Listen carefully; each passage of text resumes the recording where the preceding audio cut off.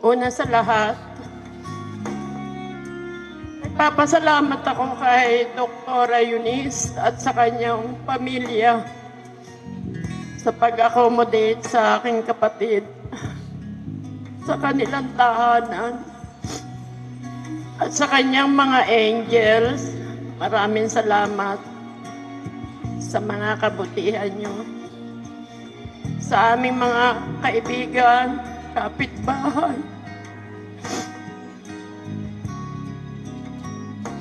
salamat po sa inyo, yung mga best friend ni Dico.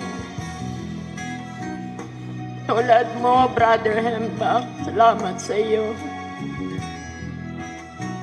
Dick, 2 beses sa isang taon nagkikita-kita tayo dahil birthday mo at fiesta at Pasko, bali 3.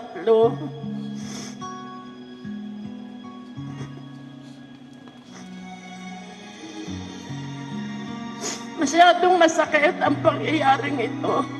Lalo na't March 8, dumisan yung isa naming kapatid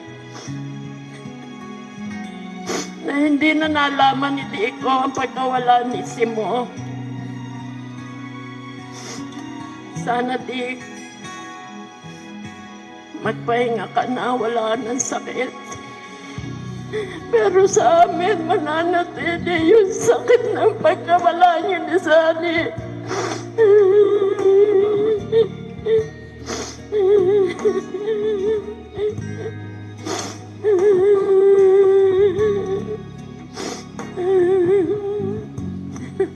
Sa aking hipag na si Baby B, maraming salamat sa iyo.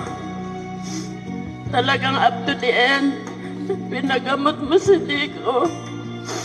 Thank you so much.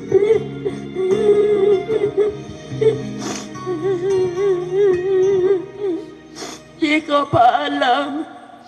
Makikita-kita na kayo ng nanay, tatay, kuya, ate, si Sarah Jane, si Sunny. Marami pong salamat sa inyong lahat.